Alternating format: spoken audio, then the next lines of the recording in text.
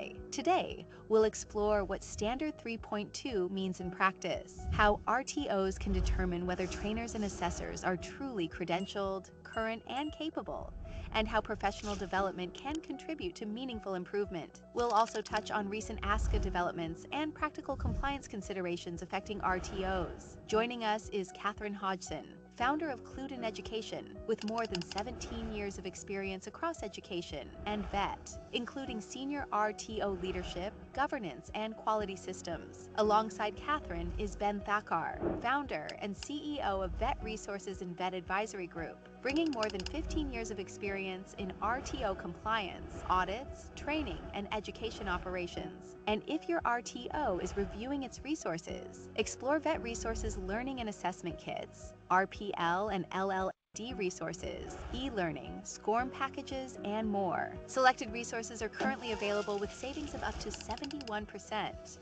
Want to see the quality for yourself? Request a free sample or speak with our team on 1-800-959-958. Thank you for joining us. Catherine and Ben will be with you shortly. We hope you enjoy today's session.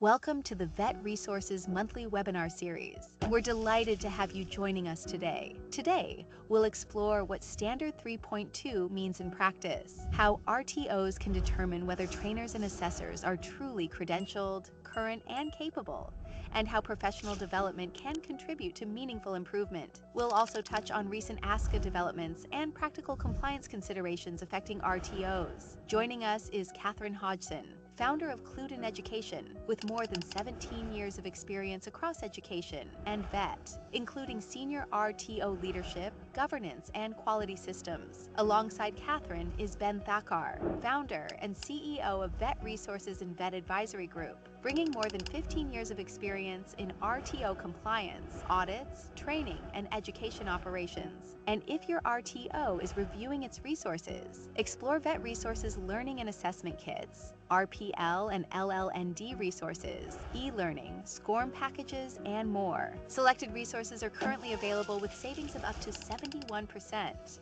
Want to see the quality for yourself? Request a free sample or speak with our team on 1-800-959-958. Thank you for joining us. Catherine and Ben will be with you shortly. We hope you enjoy today's session.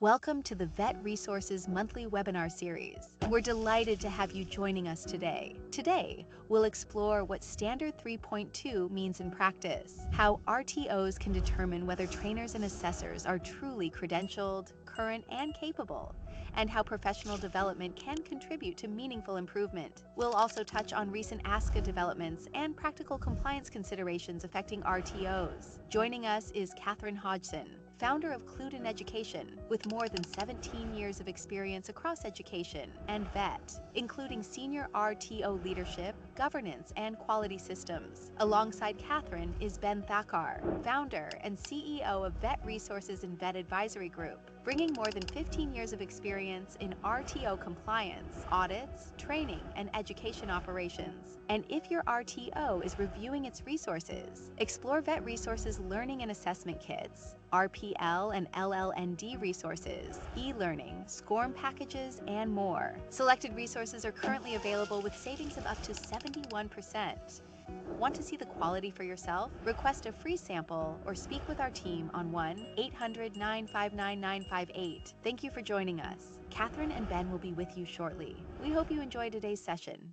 Welcome to the VET Resources monthly webinar series. We're delighted to have you joining us today. Today, we'll explore what Standard 3.2 means in practice, how RTOs can determine whether trainers and assessors are truly credentialed, current, and capable, and how professional development can contribute to meaningful improvement. We'll also touch on recent ASQA developments and practical compliance considerations affecting RTOs. Joining us is Catherine Hodgson, founder of Clued in Education, with more than 17 years of experience across education and VET, including senior RTO leadership, governance, and quality systems. Alongside Catherine is Ben Thakkar, founder and CEO of Vet Resources and Vet Advisory Group, bringing more than 15 years of experience in RTO compliance, audits, training, and education operations. And if your RTO is reviewing its resources, explore Vet Resources Learning and Assessment Kits, RPL and LLND resources, e-learning, SCORM packages, and more. Selected resources are currently available with savings of up to 71%.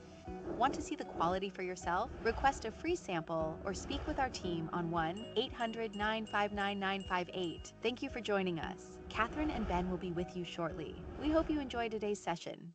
Welcome to the Vet Resources monthly webinar series. We're delighted to have you joining us today. Today, we'll explore what Standard 3.2 means in practice, how RTOs can determine whether trainers and assessors are truly credentialed, current, and capable, and how professional development can contribute to meaningful improvement. We'll also touch on recent ASQA developments and practical compliance considerations affecting RTOs. Joining us is Catherine Hodgson, founder of Clued in Education, with more than 17 years of experience across education and vet, including senior RTO leadership, governance, and quality systems. Alongside Catherine is Ben Thakkar, founder and CEO of Vet Resources and Vet Advisory Group, bringing more than 15 years of experience in RTO compliance, audits, training, and education operations. And if your RTO is reviewing its resources, explore Vet Resources Learning and Assessment Kits, RPL and LLND resources, e-learning, SCORM packages, and more. Selected resources are currently available with savings of up to 71%.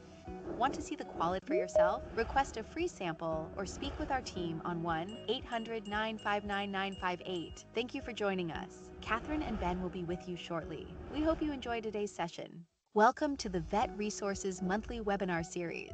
We're delighted to have you joining us today. Today, we'll explore what Standard 3.2 means in practice, how RTOs can determine whether trainers and assessors are truly credentialed, current, and capable, and how professional development can contribute to meaningful improvement. We'll also touch on recent ASQA developments and practical compliance considerations affecting RTOs. Joining us is Catherine Hodgson, founder of Clued in Education, with more than 17 years of experience across education and vet, including senior RTO leadership, governance, and quality systems. Alongside Catherine is Ben Thakkar, founder and CEO of Vet Resources and Vet Advisory Group, bringing more than 15 years of experience in RTO compliance, audits, training, and education operations.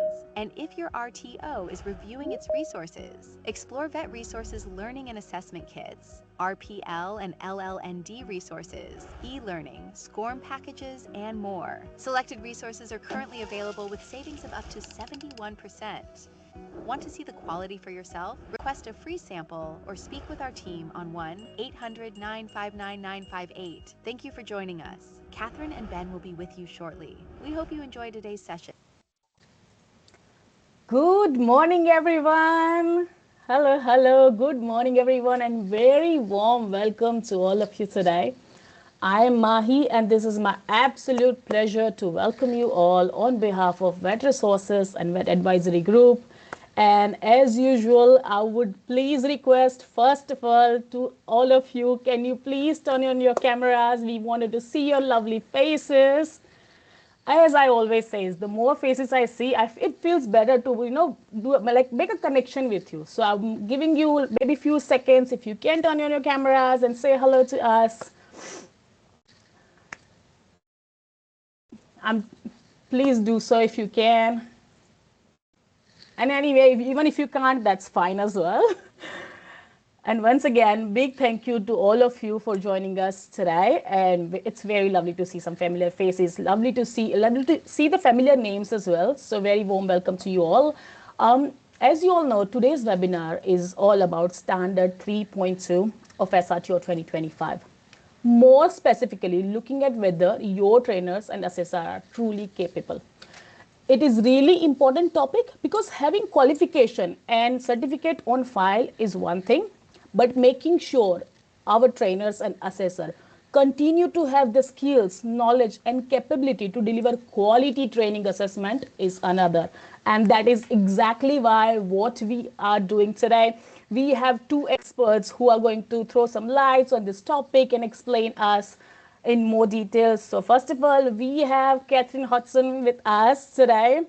She is a highly experienced vet professional development consultant and founder of Clued in Education. Catherine has more than 17 years of experience in education and vocational training, with extensive experience supporting trainers, assessor, and RTO through professional development, workforce development, and training system design. Through Clued in Education, Catherine supports vet sector through the professional development, trainer capability, and practical education and training solution. Welcome, Catherine. Thank you so much for being here with us today. Thank you for having me. Thank you. Very Thank you. excited to be here. I'm just Thanks, going to Catherine. share And my screen. also joining Catherine, we have Ben Tucker with us, a founder and CEO of Vet Resources, Vet Advisory Group, and Stanford Institute of Technology. Ben has more than 15 years of experience in Australian vet sector, has supported more than thousands of RTOs across Australia. He has extensive experience in areas including compliance, audit, RTO registration, RTO resources, and quality system. And welcome again, Ben, to you as well. We are super thrilled to learn from both of you. How are you both feeling? Thank you so much. Thank you so much, Mahi. Super excited to, sharing the information related to the trainer and assessor. And, let's start with Catherine and then I'll join. Sure, sure.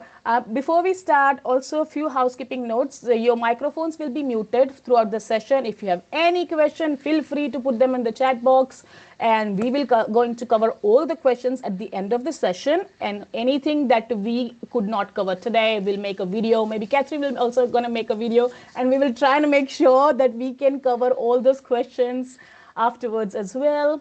And one last thing, I wanted to let you know that yes, this recording is being this session is being recorded, and it is going to send out to you after the webinar. You will also receive the PPTs as well, and the certificate will be issued after 72 hours from the webinar.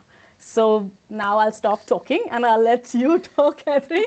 So over to you. Amazing. Alrighty. Now, can I just check that everybody can see my slide? Yes, we can see, Catherine.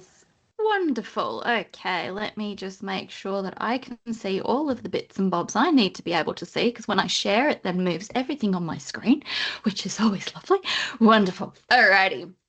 Well, hello to everyone. I can see lots of good mornings and hellos in the chat box. Lovely to see that so many of you have taken time out of your busy schedules to attend the session this morning. I've been having lots of conversations with lots of people in RTOs recently. Oh, we're just so busy at the moment. So I do really appreciate you taking the time out of your busy schedules to join the session today. And also thank you to the Vet Resources team for having me back to present another webinar. Now, before we get into things, I would like to acknowledge that today I am coming to you from Wajak Noongar Budja, and I'd like to pay my respects to the traditional custodians of this country and to elders past and present. I'd also like to extend that respect to any First Nations, Aboriginal and Torres Strait Islander people who are joining us for the session. So, the title of our session today is Are Your Trainers Really Credentialled, Current and Capable? A Leadership Guide to Standard 3.2. So I just want to explore why we're asking this question before we get into things. Now, since the new standards, do we call them new standards anymore after a year? Are they really new? I still feel like they're new. We're still, working through them all. But since those new standards, the 2025 standards came into effect, I have to say that I have had probably the most conversations I've ever had about staff PD. Now, this is great that those conversations are happening, right? But, there's always but, in a lot of cases, those conversations are still sitting within that old ticker box mindset, right? The focus is often on whether staff have completed enough PD, whether they've got their certificates, whether the right documents are sitting in the right files, right? Very sort of paperwork, ticky box mentality. But the 2025 standards are asking us to think way more deeply than that, right? They're not just asking whether trainers and assessors have attended PD. They're asking whether the RTO can assure itself that the people that are actually delivering training and assessment are appropriately credentialed, that they remain current, and that they're genuinely capable of doing the work expected of them. So that's why in this session we're asking, are your trainers really credentialed, current, and capable? And that's not because we shouldn't, we should just assume that they're not credentialed, current, and capable, right? It's because RTOs need to understand what each of those things means, what evidence gives them the confidence, and whether their current systems actually tell them anything meaningful about the quality of practice. So let's take a look at what we're going to be covering in this part of the session.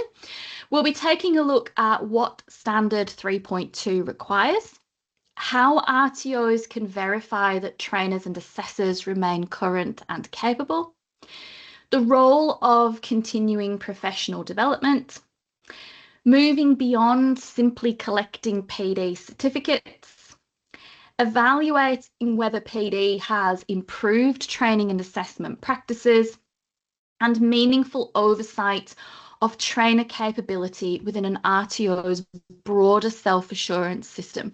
So we'll start by taking some time to look at what Standard 3.2 actually tells us. And we'll also be making sure that we're on the same page about the terminology, right? Credentialed, current, and capable, and what they mean. And I will be touching on how we can verify these, but I do know that that's something that Ben will be covering in much more detail later in the session. After that, we'll be taking some time to really flesh out what PD should and must be if we're operating on a quality assurance model, and also if we're providing quality educational experiences to our learners. And then we'll be wrapping up the session with how all of this looks under the self-assurance model. So let's kick off with what Standard 3.2 actually says. So the outcome statement under 3.2, training and assessment is delivered to vet students by credentialed people with current skills and knowledge in training and assessment.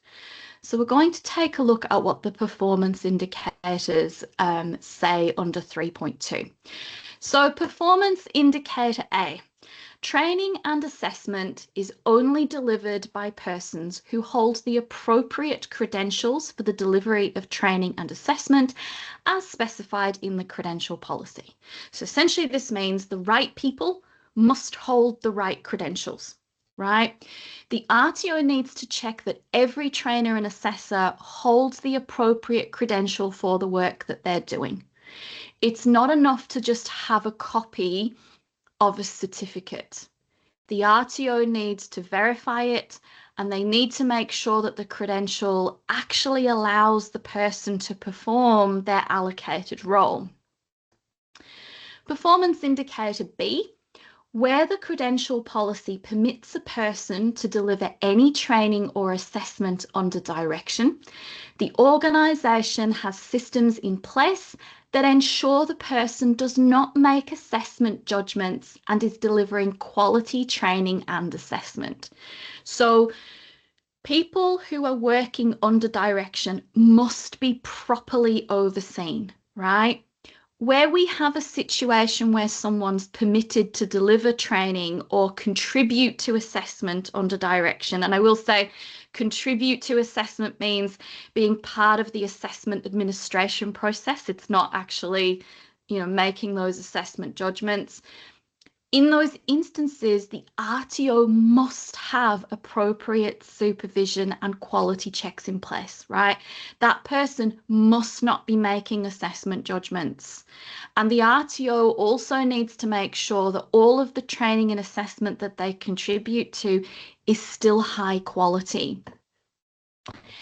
And then performance indicator C, how it ensures all trainers and assessors undertake continuing professional development to maintain current skills and knowledge in training and assessment, including skills and knowledge relating to engaging and supporting VET students.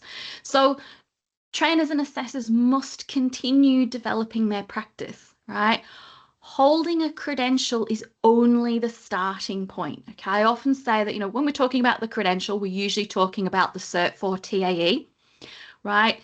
The Cert 4 TAE is your license to enter vocational education and training, right? It gives you the basics. But it's really important that as a trainer and assessor, we undertake ongoing professional development so that skills and knowledge in training and assessment remain up to speed, right? Because these things change. And this includes maintaining the skills needed to engage students and to support them effectively. So we should be seeing lots of PD in people's PD plans to do with engaging students and supporting students, not just compliance ticky boxes, okay? Now, I do also want to make sure that before we get into the nitty-gritty, we're on the same page about what we mean by those terms credentialed, current, and capable. So credentialed means that the person holds the right training and assessment credential for the work that they're doing.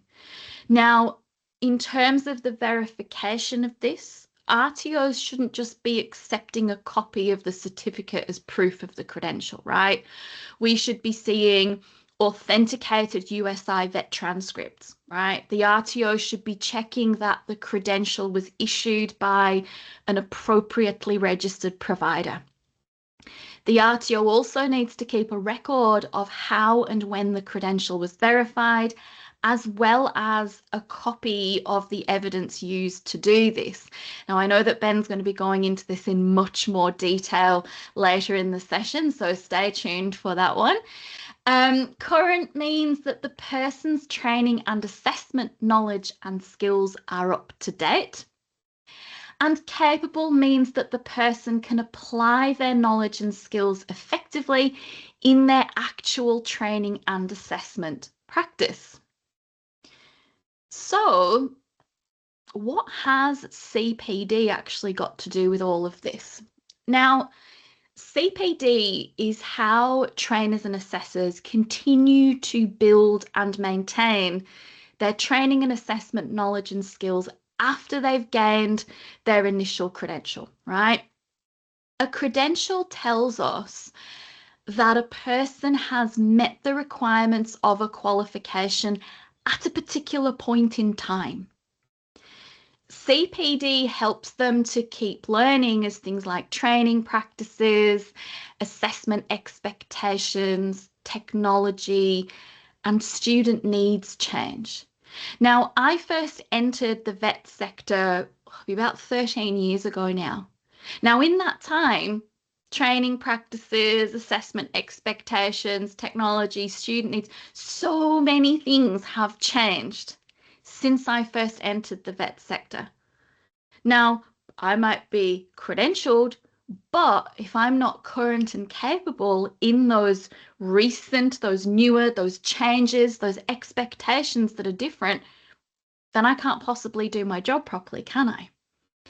Now, I do want to point out here that completing CPD doesn't automatically make someone current or capable. It's only useful when it's actually relevant to what the trainer needs to know. It helps address a genuine development need, and it's then actually applied in practice. So it means that we're not just asking the question, has this trainer completed their PD? It's, has the PD helped the trainer to maintain or improve the way that they train, assess, engage, and support students?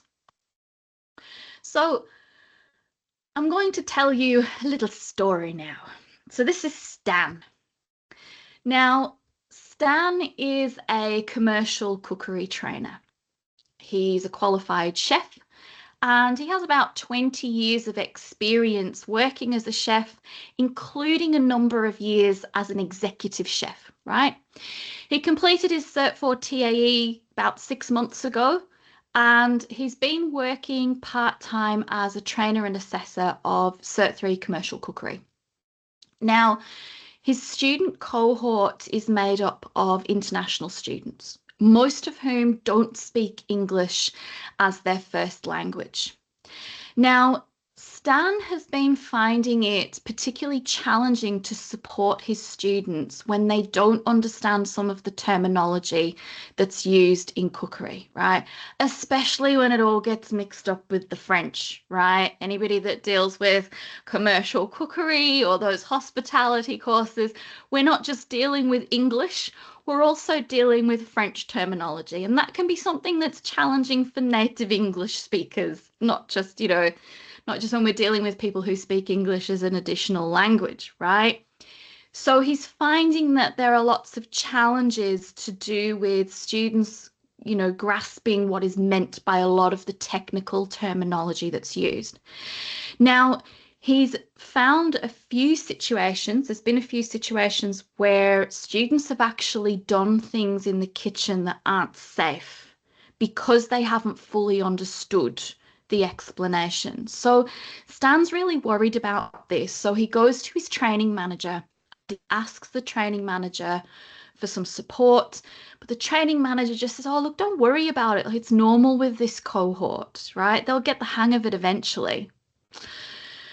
So a few weeks after this conversation, the training team are told to attend a webinar. It's a free webinar and it's on the topic of student support.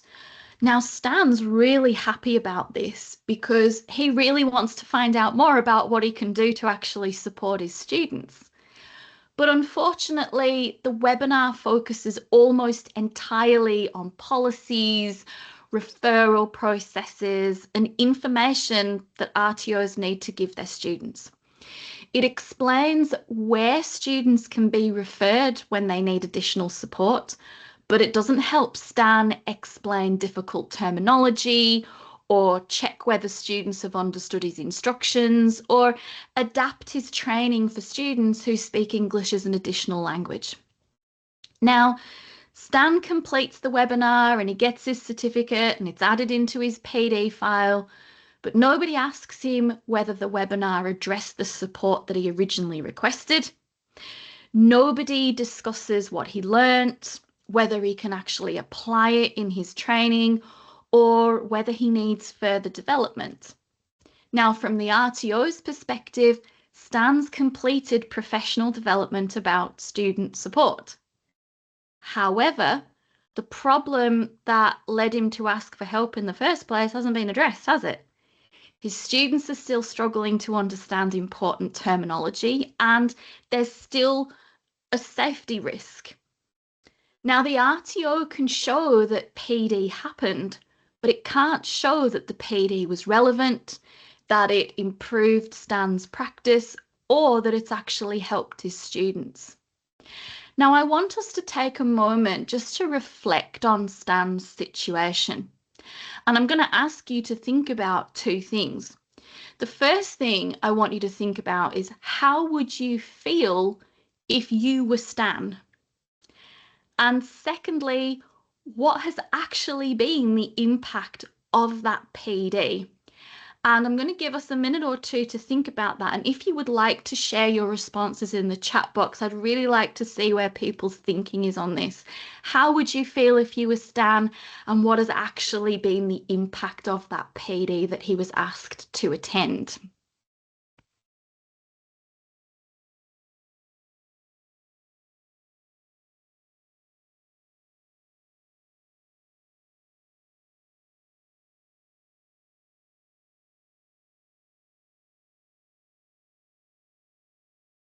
Yep, definitely some frustration going on, right?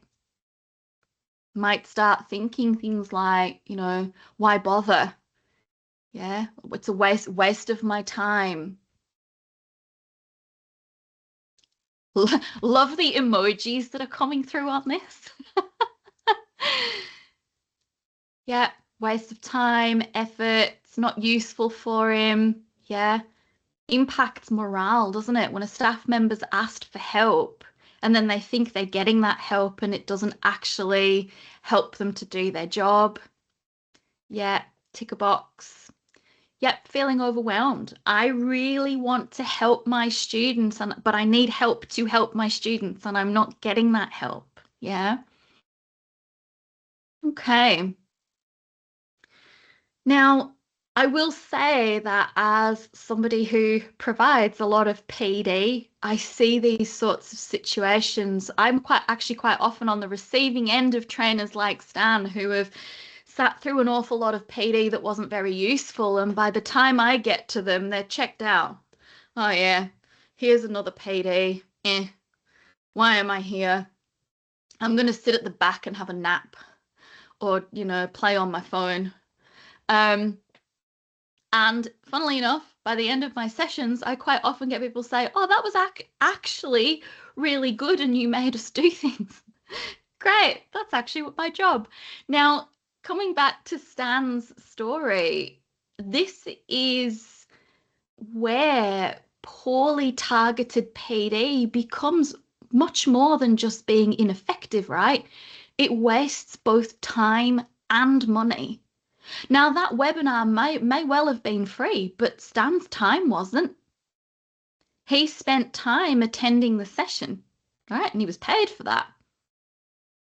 Somebody also spent time finding the webinar, organising attendance, updating whatever documents needed to be updated as a result. And if the whole training team attended, then the cost to the RTO was actually multiplied across every person involved. And more importantly, the original problem still exists, doesn't it? Stan still needs support. His students are still struggling to understand important instructions. And the RTO is still carrying the same student support and safety risks. And it may now need to invest more time and more money finding another solution that actually addresses the problem.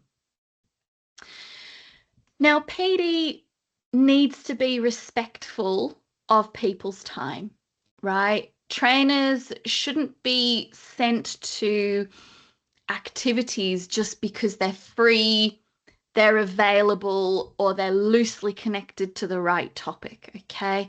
Their time should be invested in development that responds to a genuine need and gives them something useful they can actually apply, right? The RTO should also be able to demonstrate the impact of that investment. It shouldn't be able to, just show that Stan completed the PD, right? Here's the certificate, right? It needs to be able to show that the PD actually helped him to change his practice and it improved the experience or outcomes of his students. So what do we actually need to do to make sure that we provide relevant PD for our staff? Now, this is where we need to start thinking about the bigger picture and how Standard 3.2 links with Quality Area 4. Now, one of the errors that I see quite a lot with regards to these new standards is that RTOs are looking at each standard in isolation. But it's really important to look at how these standards link together, okay, how they work with each other. And Quality Area 4 is very much embedded throughout all of the standards, okay? Now, Quality Area 4 is concerned Sorry, I can just see lots of things. I'm actually going to pause for a second. I can see lots of conversations about LLND. I do want to make sure that we stay on track in the session, but just to address that point, the example that I gave was on technical terminology, and technical terminology isn't going to be screened by a placement test or an LLND test. Technical terminology is something that native English speakers have problems with as well. So I did just want to address that while I can see lots of conversations about LLND. The session isn't about LLND, so let's refocus from the chat box so it's not becoming a distraction. So in terms of quality area 4, quality area 4 is concerned with governance, and it contains 3 divisions, right? We have leadership and accountability, risk management, and continuous improvement. So I'm not going to take you through every single bit of detail under quality area 4, but I do want to give you a summary of the RTO's obligations that sit underneath them. So the people governing the RTO must be suitable for their roles, understand what's happening within the organisation, and make informed decisions, right? They need to act with integrity, and they need to lead a culture that is fair, transparent, and focused on quality. Staff and third parties must also understand their responsibilities and the regulatory requirements that are relevant to their work. And the RTO needs to keep them informed when any of these requirements change. They need to document who's responsible for what, and they need to oversee any third parties that are actually delivering services on their behalf. The RTO must also identify, manage, and regularly review risks to students, staff, and the organisation, right? This includes financial risks, conflicts of interests, risks to safety and well-being. And the RTO must also systematically monitor and evaluate its performance. It needs to collect and analyse relevant information and feedback, identify where improvement is needed, take action, and check whether those actions have actually improved its services. So in simple terms, quality area 4 asks leaders to know what's happening across the RTO, to understand the risks, to make informed decisions, and to ensure that problems actually lead to meaningful development. So how does this impact continuous professional development for trainers and assessors? Quality area 4 means professional development can't just be left entirely to individual trainers and assessors or managed as like a once a year certificate collection exercise, right?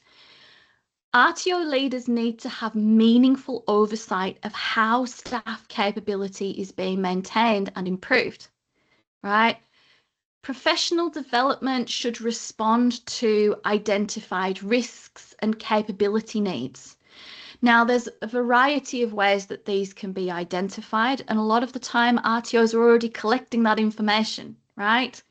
So with that information, once those needs have been identified, the RTO actually needs to monitor whether professional development is actually making a difference or not, right? It needs to be able to show not only that an activity's been completed, but what the staff member learnt, how it was applied, and whether it actually improved training, assessment, engagement, student support, whatever it was intended to improve. Quality area 4 makes professional development part of the RTO's broader governance and self-assurance system. Leaders need to know what development their trainers and assessors require, support them to undertake it, and check whether it's actually improved practice. So if I were still a leader in an RTO, what would I be doing, right? So I'm going to take you through a very simple process for determining suitable PD and evaluating its impact. So step one, identify the capabilities that the RTO actually needs, right? Start with the RTO's operations. Consider the training products being delivered, student cohorts, delivery methods, assessment practices, technology, regulatory responsibilities, also future plans. Where is your RTO going? Identify the capabilities that trainers and assessors need to deliver quality services in that context. Because if it's not in that context, it's not actually helping your RTO to meet its goals, right? Step two, gather the evidence about current practice. Use information that you already collect, right? We collect so much information as RTOs. We don't do an awful lot with it, right? Things like validation outcomes, student feedback, complaints, completion and withdrawal data, staff feedback. All of that information that we collect, we should be doing something with that, right? Step three, identify the patterns and shared capability needs. So look across the evidence for issues affecting more than one trainer or assessor, right? For example, you might have several trainers that are struggling to engage online students, right? These patterns can be the thing that indicates to you that there's a team capability need rather than an individual performance problem. And I'm not saying here that individual performance problems shouldn't also be addressed, but when you're looking at actually investing in staff PD and, you know, sending them out to sessions or bringing somebody in, you want to make sure that it is supporting as many people as possible in your team. Step four, check what's causing the issue, right? Determine whether the problem's actually caused by a capability gap, right? I've been in many situations where I've turned up to a PD, we've done this great session, the staff have been really involved, and then they say to me, but that's great, but our policies and procedures say the opposite. We don't have a process for that, so management can't back us up, right? PD won't solve a problem that's caused by a weak organisational system, okay? So you really need to make sure, is this caused by a capability gap, or is there a system issue here that could be contributing to this? And it might be a combination of both. Step five, decide what improvement is needed. So clearly describe what the training team should be able to do differently. So rather than just saying, oh, we want to improve student support, set yourself a SMART goal, right? Something like trainers consistently identify early signs that students are struggling and follow the RTO's support and referral process. Much easier to then be able to measure the impact, right? Step six, select the right development response. Choose PD that directly addresses the identified need and suits the experience, the roles, and the working context of the team. Step seven, plan how learning will be applied. Decide how staff are actually going to use what they've learned in their work. Actually provide the opportunities for them to apply their learning and get feedback, right? It's really important that we give our staff time to process what they've learned the same way that we would with our students, right? We provide instruction, we provide the opportunity to practice, and we provide the opportunity to receive feedback. We should be applying this to staff PD as well. Step seven, check whether team practice has actually changed. After the team has had the time to apply the learning, go back to those same areas that identified the original need and check. Has it made the difference we intended it to? Step 9, evaluate the impact.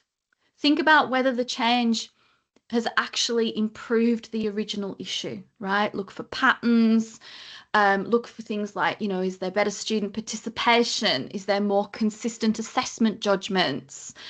Fewer repeated complaints? And then step 10, report and respond, right? Record what you've identified, what development was provided, what changed, and what impact was observed, okay? Report any significant risks to leadership, risks and outcomes to leadership, depending on your reporting systems. If the expected improvement didn't occur, review why. Okay, what was the cause? And then decide based on that whether further development's needed or whether it's actually a broader system change that's needed. Now, this process should then create a clear line of evidence, okay? The business need, the team capability gap, targeted development, changed practice, and improved outcomes. Now, this might seem like a lot, but I've seen a number of my clients set this up and it works, right? Once the process is actually built into the RTO's existing systems, it doesn't need to create a large amount of additional work. Much of the information that you probably need, or that you definitely need, it's usually already collected, right? We're just not using it. The real change is bringing that information together and using it to make better decisions about capability and PD, right? It also saves time and money in the longer term. Instead of sending everyone to generic PD and just hoping that it's useful, the RTO can actually invest in development that responds to an identified need. Learners gain a clearer view of capability across the business, trainers receive support that's actually relevant to their work, and the RTO can demonstrate that its investment in PD has actually led to change in practice. So the last thing that I want to go through with you is to actually give you an example of how one of my clients did this really effectively. So to give you some context, this is a medium-sized RTO and they deliver trade qualifications. They deal with, apprenticeships, government funding, that sort of thing. Now, the leadership team contacted me because they were having a number of issues with regards to student behaviour. Now, especially in a trades environment, right, there's a lot of health and safety risk.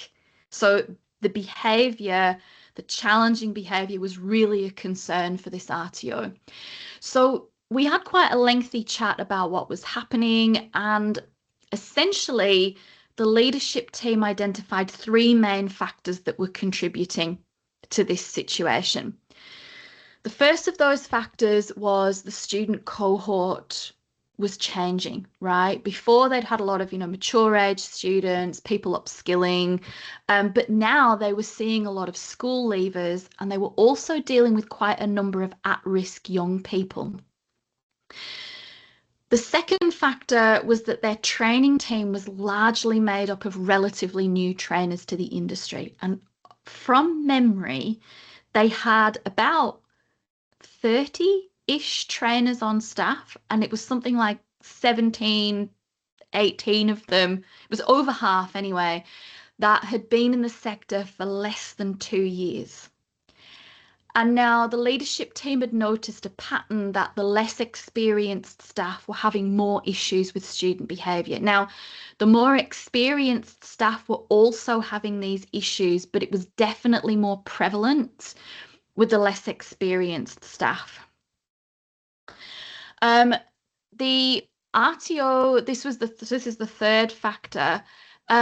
the RTO also didn't have a consistent approach to managing student behaviour. Trainers were responding based on their own experience and judgment, and so it meant that, you know, boundaries, expectations, consequences, you know, there was too much variation in that. Some of the trainers were addressing those issues early, but others were leaving it to the point, actually in some instances, where it became a critical incident. So from that discussion, we could see that this wasn't just a problem with the students, right? The cohort had changed, but the capability of the training team and the systems that were supporting them hadn't necessarily changed with it. So rather than just, you know, setting up a generic PD on student behaviour, we set up a whole day session, right, that actually looked at specific situations that their trainers were encountering. We looked at why behaviour occurs, how to set clear expectations, how to recognise the early signs that a situation's escalating, and how to respond without making it worse. We also considered the additional risks involved in a trades environment, right? Students becoming distracted, frustrated, or disruptive, that very quickly turns into a safety issue, especially in a trades environment. So the PD gave the trainers the opportunity to talk about real situations, to speak with each other. It allowed for more experienced trainers to provide guidance to less experienced trainers. The RTO also recognised that just one professional development session wasn't going to solve the problem on its own. So they looked at their systems, right? They clarified and strengthened their processes for their trainers to follow when behaviour was becoming a concern, right? And they also set up regular sessions in small teams for more experienced trainers to support the less experienced trainers. So by doing this, the RTO could then look at whether the response was actually making a difference, okay? They weren't just checking whether trainers had attended the PD, they were checking whether they were responding earlier, using more consistent strategies, and feeling better equipped to actually manage behaviour safely. That's what targeted professional development looks like, right? The RTO identified a business risk. They examined the factors contributing to it. They identified the capabilities its training team needed, and they provided development that directly addressed those needs. And it then supported the trainers to apply that learning and then looked for evidence that practice was actually improving.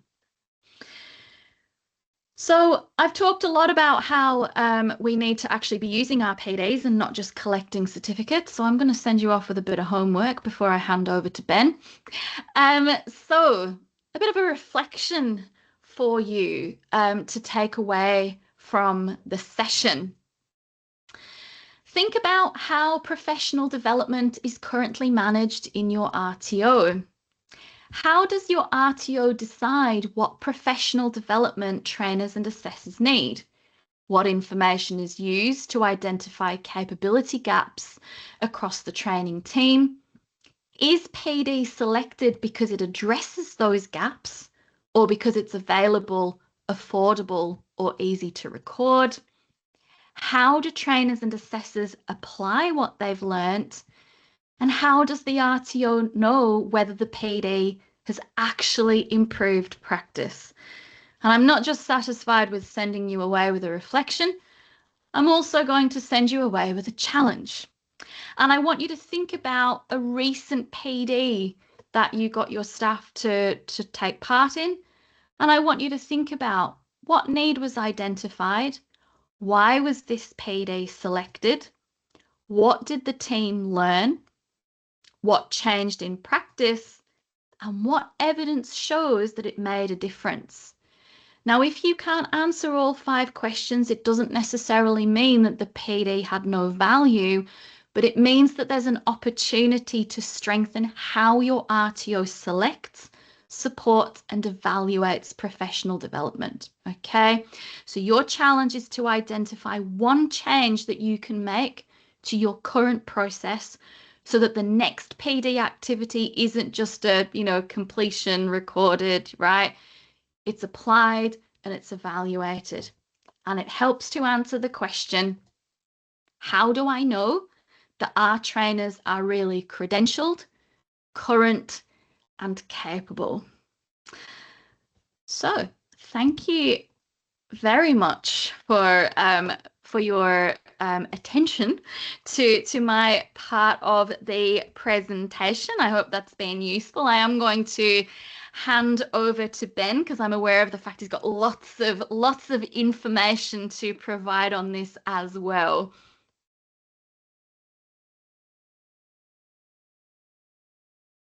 Ben? Yes. Yes. So I think it seems like there's some internet issue at Ben's end. Oh no. He should be here in a few seconds or so. I'll double check with him anyway. Till then, maybe they can answer the homework that you have given to them, and we still have a chance to, connect with, like, still you all of have right now, just because we have a gap, you can ask questions to Catherine now. And if somebody wants to speak to her, we can unmute you and you can start talking to her. That's another thing.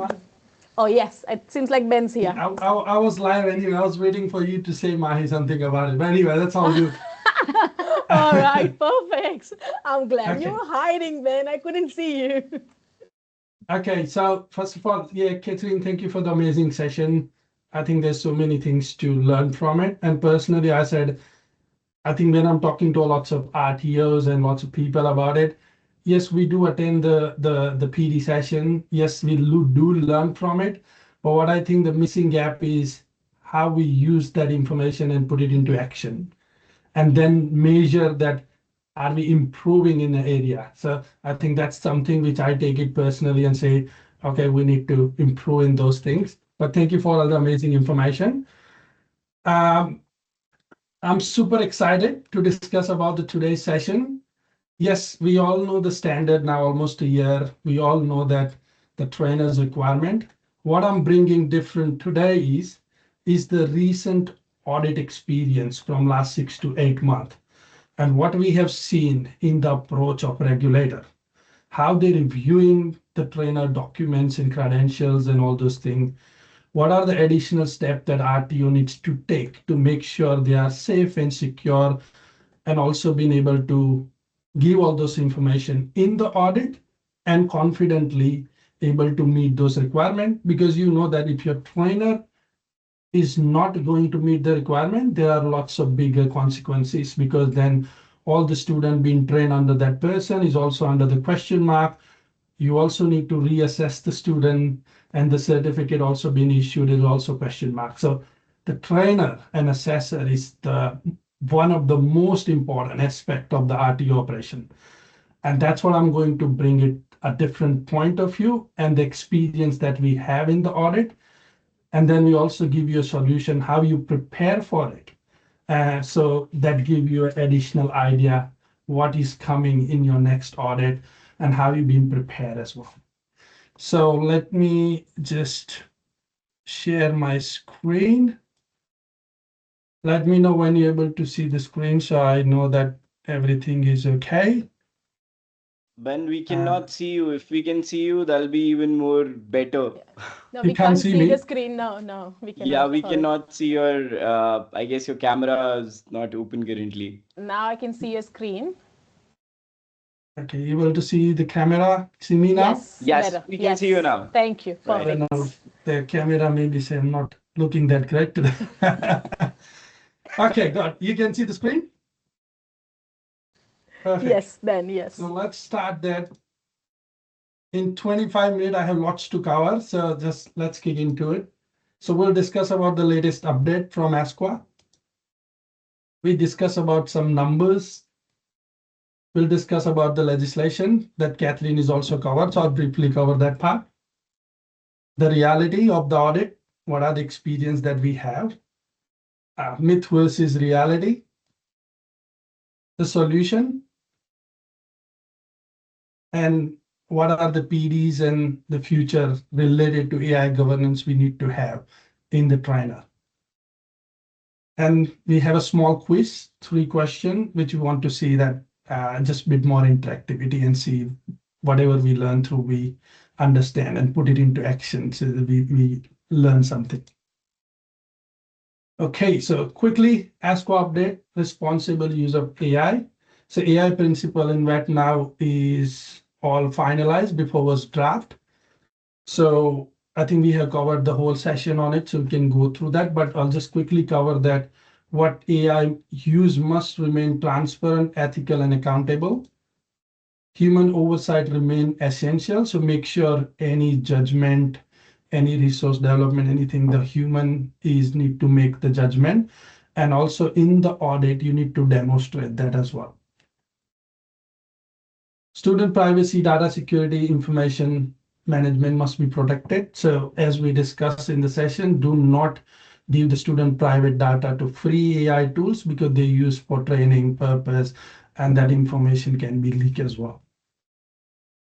AI should support the quality outcome, not replace the professional judgment. As I said that, yes, you can utilize for the improvement, making it better, increasing the speed, but ultimately the relevant professional person need to make the judgment. RTO should consider documenting how AI used within their system and process. So we did discuss in the past, we also give you a free templates on, so RTO must need to demonstrate that how they are using AI, not only for your staff, also in your training and assessment, also you need to notify the student as well. So make sure, even if you haven't done that, you need to do that, identify where they use, what are the tools required, and start implementing this. So AI is not just technology decision anymore, it's becoming a part of quality assurance, governance, and operational decision making within the VET sector. So the question need to ask, do we know where AI being used in our organization? Do we have appropriate control around it? So I want you to ask this question after the session, reflect on it and see what can you do here. And if not clear about it, then that's where you need to put some framework there. And again, after you putting a framework, PD session is required, as Catherine said. Okay, so this is update, I think 2 days ago, we changing a data reporting requirement from a witness to VET information standard. All the RTO need to be prepared for it. The amended data provision requirement introduced a new reporting framework under VET data streamlining program, with the VET information standard replacing current avismet collection specification. So current avismet system is replacing with the new system, and they have the different requirement, a different data reporting before around that area. This is not simply reporting change, it changed how RTO collect, manage, maintain, and submit VET activity data. What is changing in that? So current approach, annual reporting model, unless you are state-based, some state-based has monthly as well. But if you are not a funded RTO or stuff, it's annual model at the moment. A witness-based collection, wrong way. And point-in-time reporting. What is the new approach is more frequent and structured reporting. So they haven't set it up at the moment, what exactly the reporting structure, but what they even planning, it's like a live reporting. As soon as I put the student data, it actually integrate to the STAR system, and they exactly know what's going on straight away.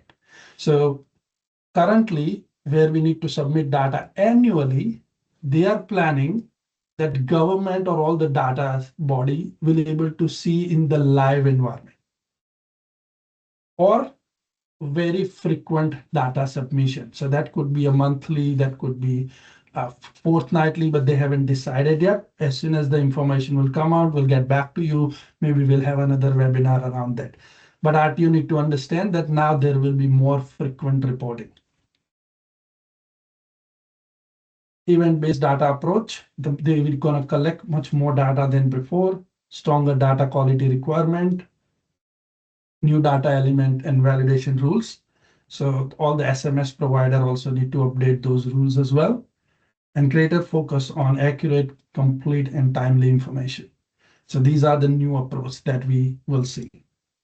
Now that comes to the question, what does this mean for the RTO? So they need to make sure the student management system is aligned with those new requirements. So what you should ask your student management system provider, okay, what are your transition plan for the old to new system?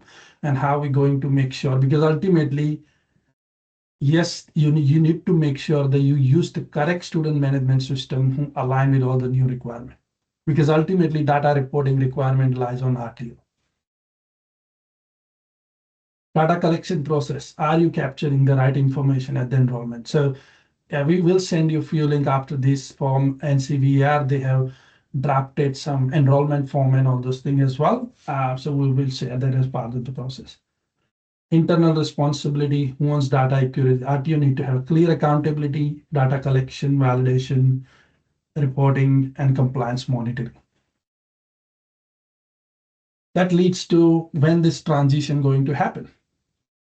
So different RTO will transition different time. So this new approach is starting from October. It's starting till I think the 31st December 2028. That's the transition period, which we need to do all those things. So if your RTO registered before 1st of January 2028, is any date before 1st of January 2029 is the transition period. Okay, so we have a time, but the RTO needs to think of a transition. RTO register on or after 1st of Jan, this from the registration they need to start. So if I start the registration or new registration on 1st Jan 2028, then definitely we need to use the new system.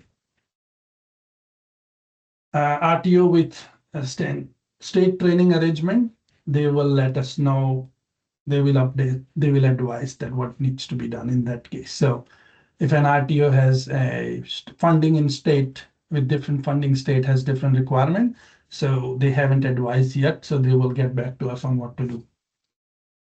So it's pretty much the new changes happening at this stage, though we have a good amount of time for a transition, but that's RTO need to start thinking and processing in the way.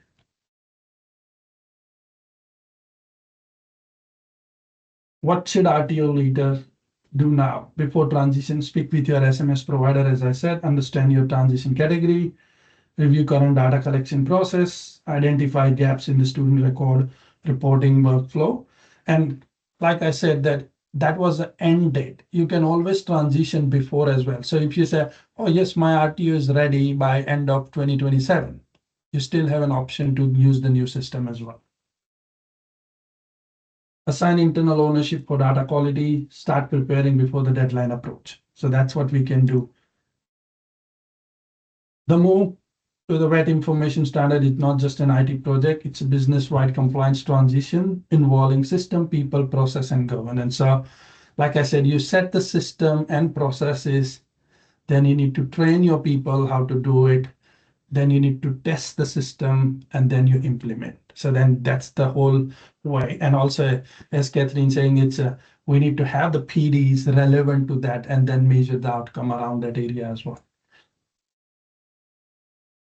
Okay, so that's the update. Let's get into the session now. 45,000 plus qualification cancel and counting. Why this number is matter? Because if you're hiring any trainer, you need to make sure they are not part of this cancel qualification. Because if by mistake, if this happened, and if the trainer trained, let's say 100 students, imagine what's going to happen. So then if ASQA or any regulator audit find out, then we need to retrain all the students and all the certificate being issued also need to be and need to notify all the students. So imagine the pain and the brand value that RTO will lose from this situation. as part of my 15 years career, there were some situation like this, and it's a big pain to the whole admin team, training team, compliance team, and also the student satisfaction as well. So if we're able to avoid this situation by just being more proactive, we should do that. And this 45,000 is June data, and it's keep continuing, and it increasing a month by month. Some TA qualification colleges are also canceled, this too, at this stage. So what you also need to check that, or the training and assessment qualification, you also need to review that and making sure that do not hire the trainer around that qualification from these RTOs or cancel RTO. There's few more coming. There's only 2 at the moment, but I can see there's a few more already being canceled on TGA, and the process is just finalizing, and then you will see the few updates there as well. So it's not only when you're hiring, but every time there's a new update coming in ASQA news or anything, you just need to double check, is there any trainer affected in that area? And if those trainers are affected, then you need to take the proactive action and act accordingly. One cancelled TA, every student that trainer assess is suspect. As I said, it's critical. Government gave 4.5 million more in 26-27 to ASQA. So they focus on much more scrutiny and a depth-based audit. So what we're seeing a difference now, because they have paused the CRICOS registration or any application, and also addition to scope application. So then they have more time to do a deeper audit than before. So expect the audit to be much more in-depth coming forward. And that's what and now regulator have much more resources to do that.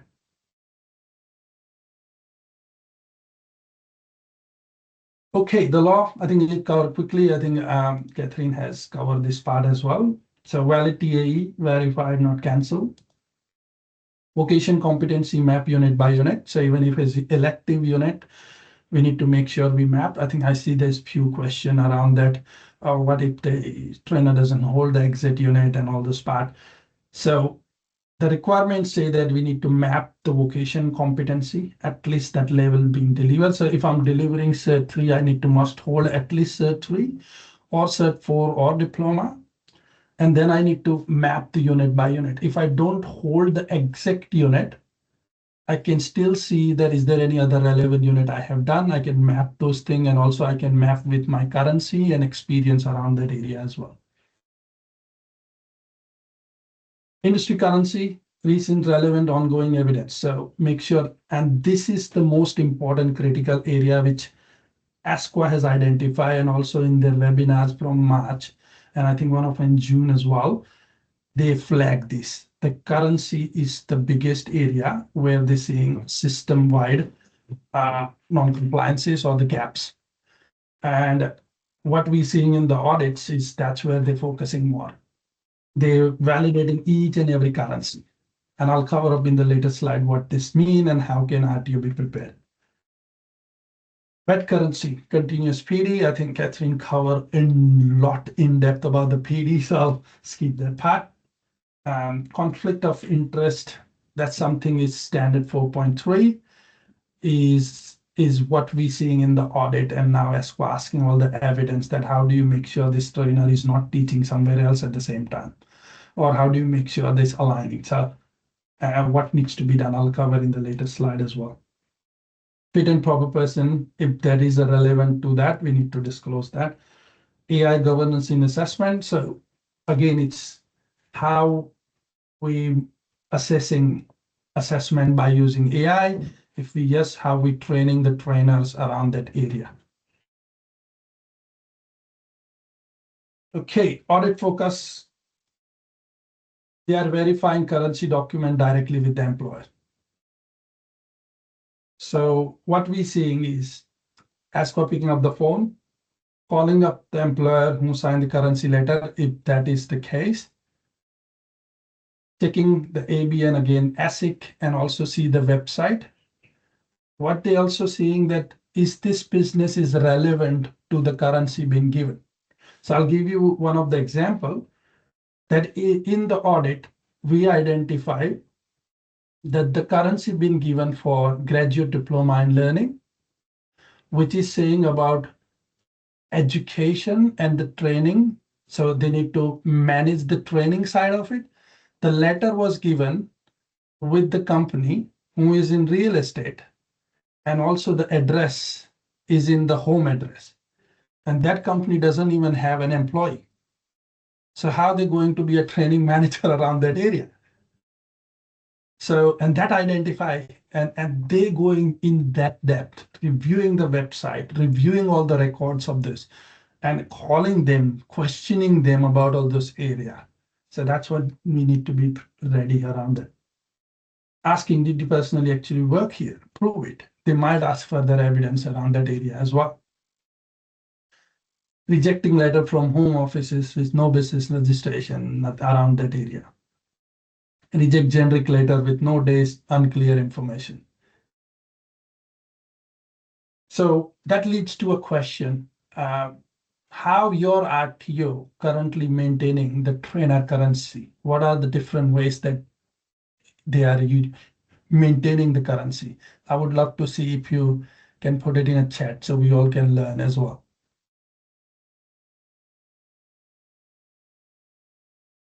So let's see if you can type, that would be really good. Let's be a little bit quick. I think I'm just don't have a lot of time, and I want to cover a few more slides as well.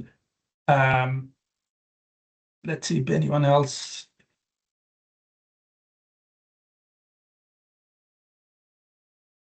Okay, so I think I haven't got any response. So there are different ways you can maintain the currency. Number one, if I'm working in the industry, so let's say if I'm carpentry trainer working as a carpenter in some organization, or own my own business around carpentry, I work part-time, full-time, or could be a contract base. Sometimes you can have voluntary visit as well. If this doesn't happen, we have called a site visit or industry visit form, where you can say we visit on every frequent monthly or 2 months just to see what is happening around that area. And also we link with the unit requirement. So make sure that those visit is not just a random, oh, I visited this or this carpentry company and we did this. Then the auditor say, okay, how you map with the unit of competency? Again, then we need to have a relevant PD, but PD itself will not work until you map with the unit. So those are the different ways we need to mix. So the one question I ask you, I want you to audit your trainer currency and see what you're getting and is there actually maintaining. And if they're not right evidence, this is your time to fix this. Because if you're having an audit, I can 100% guarantee that currency will be. Okay, so if your currency later doesn't survive the phone call, your trainer is gone, the scope at risk. Okay, so that's very important. Number two, cross conflict. So one trainer, 4 RTO, 4 payroll, 1 message problem. And that's what we're seeing in different audit, internal audit. ASQA find the same trainer listed as a current staff at 4 different colleges. So first of all, I want to tell you, ASQA maintain every single person record. So if they type Ben Tucker, they will able to see how many clients I work with. And that's why when I do my fit and proper person, I need to list down maybe 60 different RTO in my fit and proper person requirement. So they exactly know your trainer working in how many colleges. They have all the data and everything. And now because they have built up that system, they exactly know that if this particular trainer is mentioned in 5 different colleges, they wanted to know what is the actual reality. Schedule show them that multiple classes at the same time across multiple states. All 4 RTO show them as actively delivering training. None of this RTO has conflict of interest disclosure on the file. And now with the new standard, you see there's a conflict of interest. need to be done. And that's where the ASQA emailing the RTO say, okay, can you please prove that that actual trainer is actually working in that space? And then you need to have all the relevant documents around that part.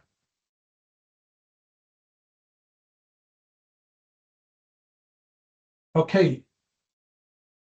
So ASQA find exact scenario in 2026, requirement outcome standard, the material, undisclosed conflict of interest. Again, conflict of interest is the really critical part. Audit question, you claim these trainers work for you, so do the 3 other RTO, who's telling the truth?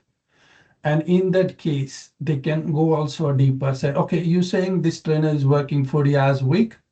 Okay, show us the evidence, your payroll, or how you pay them. And then they go deeper into transactions and other areas as well. Because if all 4 RTO says that they're all working, or one trainer working across them, then they say, okay, show us the proof. And in that case, if he's not been paid in the payroll or any of those things, then it create a problem. And if that is not being paid in the payroll according to the timetable, then it raises the question of authenticity, and it is an integrity that means there's no deliveries happening. And what if there is no delivery happening? Means there's a training and assessment in question mark. If training and assessment in question mark, then issued certificate is also in question mark. And if certificate is a question mark, imagine what's going to happen to RTO. Okay, if you don't ask every new hire, do you work for any other RTO? You're flying blind. Okay, so that's why the conflict of interest form is very important. And we gave as part of the free resources. I think we will put that again. If we can put it in email for all of them, that would be great. Okay, so this is something really, really interesting and fascinating. You reviewed the CV, they have no experience. How do they get up here? This question been asked actually in the audit. So there was one trainer who gained certificate 3 in wall and floor tiling. And through RPL, we see the USI, all the units were completed in the same day. So the whole qualification, which is completed within 4-5 days. And then in the audit, and then we see the CV, they doesn't even have a tiling experience at all. They have experience as a painter. And then they ask the question, how do they get RPL in tiling without experience? And then as an RTO said, oh, but that college has been issued. But say, now you need to do your own due diligence and make sure that the hiring trainer is actually correct. So you will see a lot of shock if you see around that area. So what do you need to say? Trainer hold TAE other course through RPL from another provider. Their CV shows 8 months in admin. And then they will ask question, okay, how this trainer get an RPL? It's a valid question, isn't it? Because ASQA already know there's some issue in the RPL process, and that's why they're canceling the certificate left, right, and center. That's why auditor also asking this genuine question that, okay, as an RTO, you need to check. So if you're getting a one thing from this session, I think you take this thing, check those things first, and make sure your RTO is not at risk. And I think do the audit, not on the weekend, but at least do it on Monday or Tuesday. Their qualification is in commercial cookery. What due diligence did you conduct? So you got the point that it doesn't make sense. And this is something like evolving. We were not also that we see in the audit, oh, now we learn, okay, that makes sense, and now we integrating all this in the process as well, informing client. And because this is quite happening, I thought I need to cover that in the session because everyone should know about that. So you can thank me later. Okay, 3 questions every RTO must ask. Did we verify the RPL assessor credential and currency? Is the TA still valid?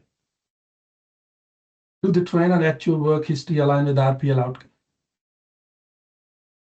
Did we conduct the issuing RTO, contact the issuing RTO, confirm that RPL was lawful or either area?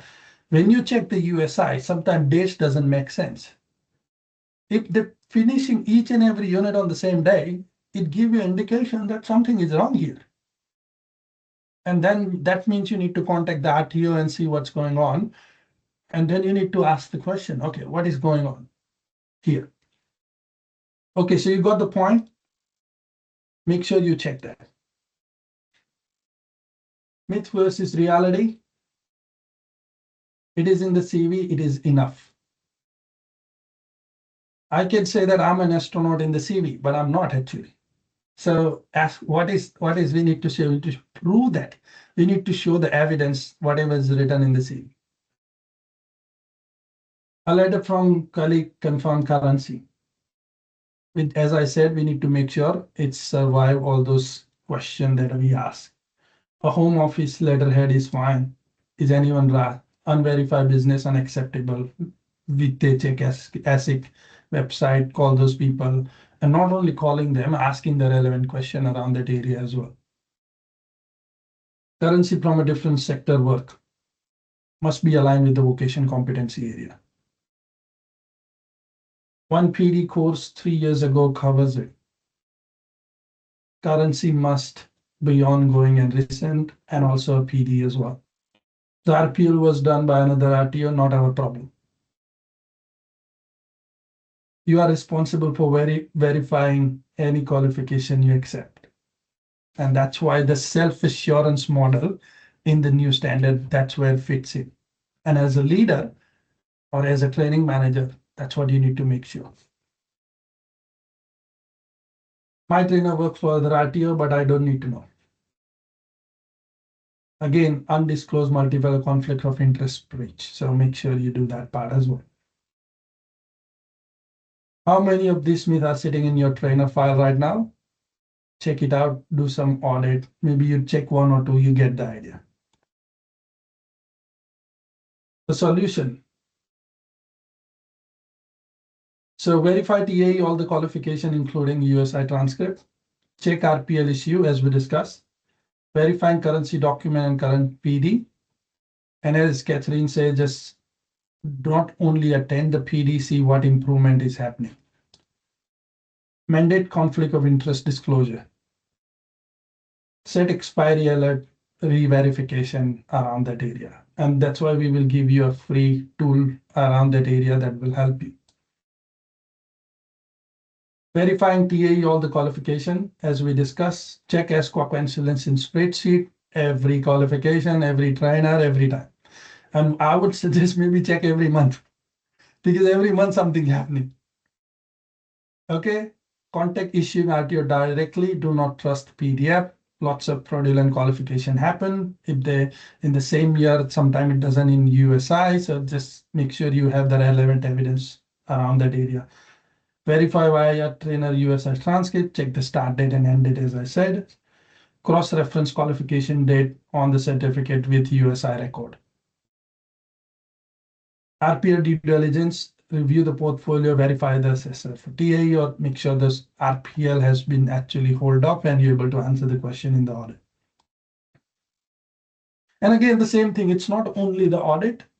If the trainer got an RPL and doesn't even have an experience, then what they're going to train the student? You're not going to give any meaningful things from there anyway. So yeah, so it's not only the audit, it's just the quality of training and assessment as well. Check RPL issues. As we discussed, the trader RPL with no prior experience is a red flag. Review the actual work history against the RPL outcome. Ask, how did you get RPL in commercial cookery with only retail experience? Contact the issuing RTO to confirm was lawful and evidence-based. Sometimes, yes, they can respond, sometimes they don't. But that's where the main thing you need to verify. If RPL assessor TA cancel, the entire RPL outcome is suspect. So again, it's very critical to maintain this. Verify currency document and current PD. It says that I think I discussed a lot about currency. current evidence mapped to the unit specific, validate the source. Currency must match the exit training product being delivered. Check their currency PD log. Wet currencies continue, not one-time certificate.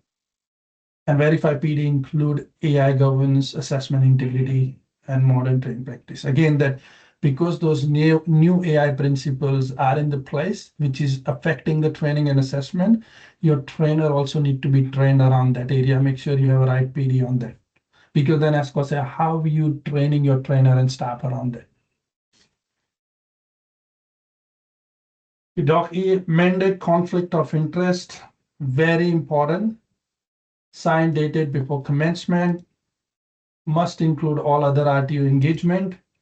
Ask direct, do you currently deliver training for any other RTO? Check the national register. Is there any trainer listed multiple RTO? I think that's, if you have a doubt, you may contact the trainer as well. Not ASQA about that. Okay, can you please check, because we're not sure around the area as well. So that will make sure you are safe. Set expiry alert. So whatever based on your dates and time or structure or process, make sure you set the alert, recheck all the documents at least once a year. If you can do it more frequently, is much better. Because as I said, that every month something happened in cancellations and all this part. So when you check once a year, sometimes it's too late. I think it's better to check maybe once a year, at least those qualifications being canceled, hiring new trainer and around that area. So it's a bit more extra work, but it's important. Build AI governance and assessment integrity into your PD calendar. Pull the trainer same day, audit all the assessment, notify the student if the RTA cancel in one of the trainer around that area. It's your insurance policy. You need to make sure you do it, because those are the things will be asked in the audit. Set and forget is dead. AI just changed everything. The 2025 standard says current and continuously. I think Catherine has covered in that area. One time is not important. You need to have an ongoing PD and also protect the process being alert, contract, cheating, identify fraud, generative AI around that area. ASQA AI transfer statement says all AI assisted process require human in loop. AI governance has now embedded into assessment validation. So like I said, if it's all those things are keep changing, make sure your trainer and assessor and your staff aware of all those changes, and not only aware of the changes, you know what needs to be done within the RTO, because every RTO is different. What steps are we taking to do this? How are we monitoring it? How are we reviewing it? And how are we making sure things are aligned? And most important part is documenting it.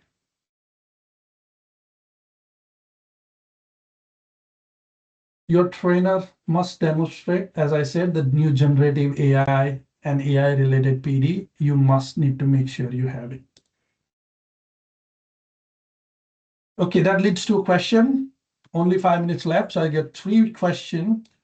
We have a scenario, so I just want to say answer yes or no in the chat. Let's see. Let's be quick so we can prep those questions in 2 minutes. So we have 3 minutes to have for a question. So no, no, no. I think we got good. I think we have a really good. I think scenario is very easy to spot. Okay, let's go to the question number 2. I think I indirectly answered that in the session as well.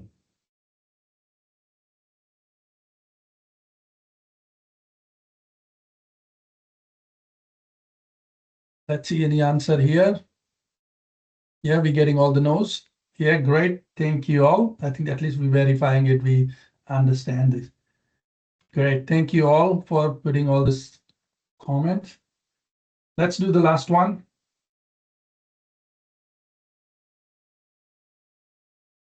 What do you think?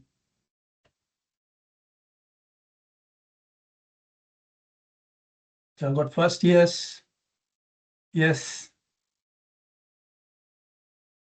Yeah, pretty much yes, yes. So you all ready to go now. You got all the knowledge and skill. Just go and implement in the RTO. you're done. Okay, so your action checklist.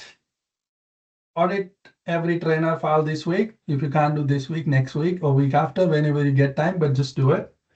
Because you retain the knowledge. Whatever you learn here, if you don't put it in practice, you will not retain it. If you put it in practice, even for one trainer file, you retain that in the brain. And once you retain the knowledge, it will be easy to implement in the future. So every time, just do action. Even if you do one trainer file today or this week, it will retain in the brain. Ah, yes, need to do this one. And you will get some shock when you review the file. So I must tell you that as well.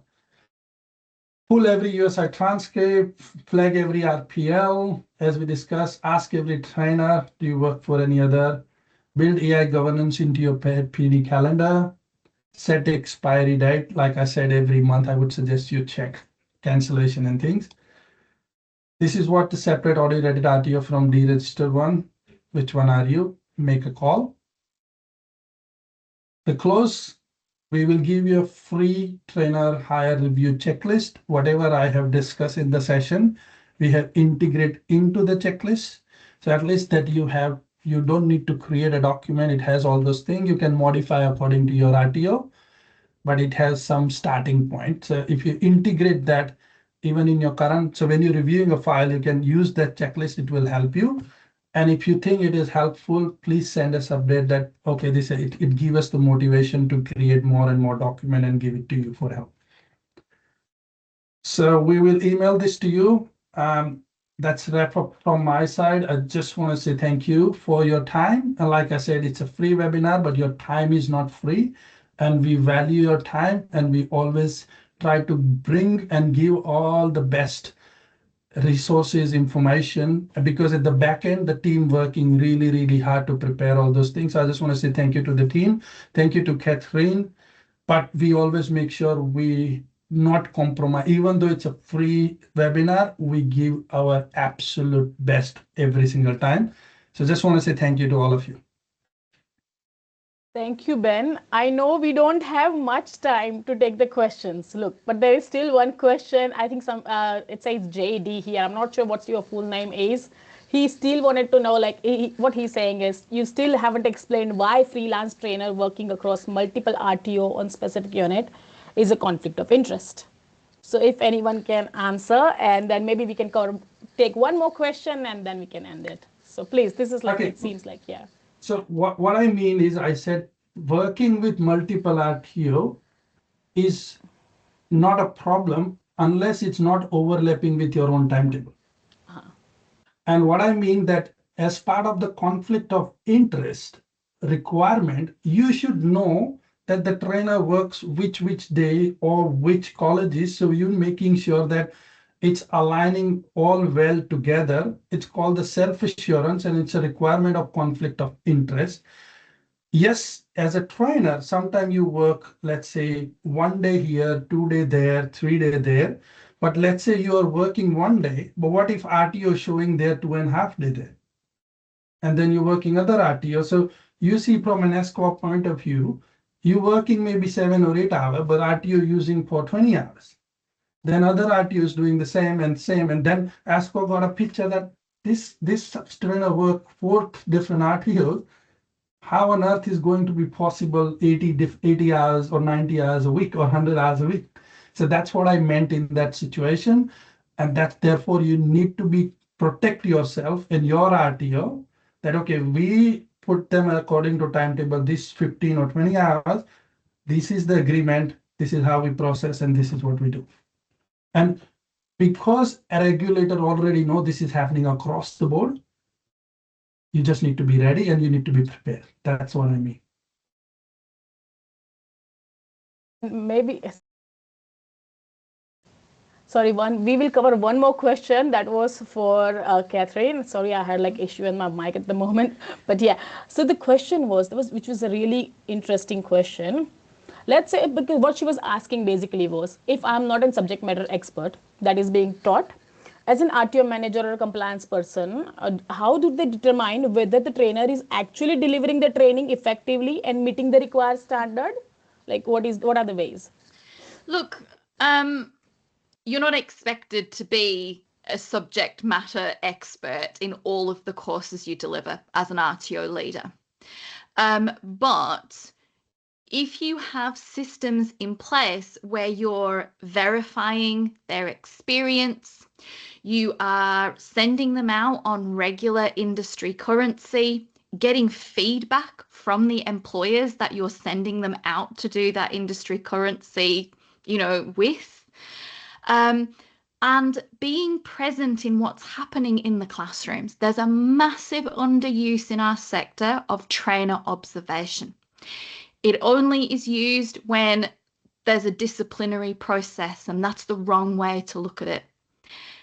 Observation is a really powerful tool in professional development, in continuing professional development, because that's where you can identify the support your staff need, not the discipline, the support that they need. And it gives you a much better understanding and also confidence in that understanding of how your training and assessment is operating and the quality of it. So you're not expected to be a subject matter expert in those qualifications, but you should be collecting enough information to indicate to you that that person would be a quality employee in a workplace. If it's, for instance, we used commercial cookery, would a restaurant hire them and say, yeah, they're a great employee and they meet all of the requirements of the role? Yeah, I just want to add quickly. So yeah, Catherine covered pretty much everything. As he said, you can't be a subject matter expert in all the scope. But as I mentioned in the session, you need to make sure that at least you do all the checking and make sure everything is current and verifiable. So at least you've done the one step. The second step, as he said, that you also need to collect the regular feedback from the industry, students, and everyone. When you observe that, if somebody is not training very well, you get in the feedback. And that's where you need to identify and also do some observation. If you combine all those things, you're able to make a judgment that is the right trainer or not. Thank you, Ben, and thank you, Catherine. There are more questions here, but we are out of time. But we will definitely going to cover all these questions because there are some interesting questions there as well. But in our upcoming videos, so keep an eye on the LinkedIn page and on the Instagram. You'll be getting your answers there. Also, after this, you will receive a feedback form. So you can put your feedback there. If you have any more questions, you can add those questions in there as well. So we are really sorry we could not cover those questions at the moment, but next time it is definitely going to get covered. So once again, thank you so much, Ben. Thank you so much, Catherine, for an amazing session. And thank you to Arpit and Aman for supporting throughout.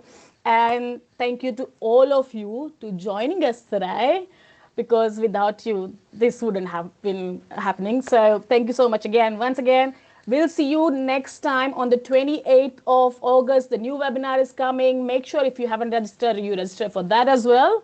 And yeah, have a great Friday. Have a great weekend. See you next time.